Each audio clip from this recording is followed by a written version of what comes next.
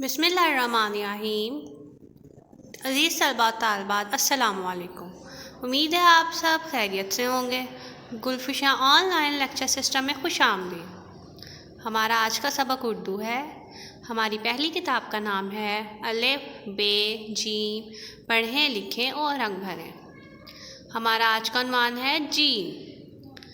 Gym gym की sound है ज। ज मेरे साथ पढ़िए।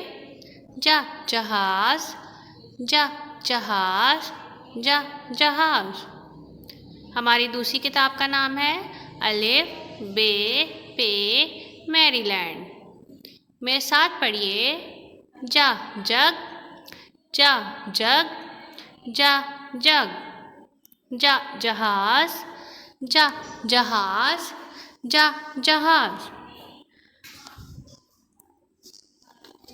पेंसिल की मदद से नुक्तों पर लिखिए और पढ़िए। जीम जीम जीम के अंदर एक नुक्ता होता है।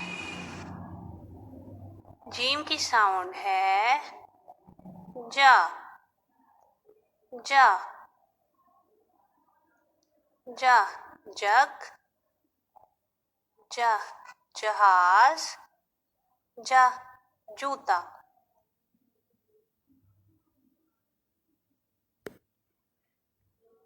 उम्मीद है आपको सबक पढ़ने में आसानी होगी। Press bell icon, like, comment and share.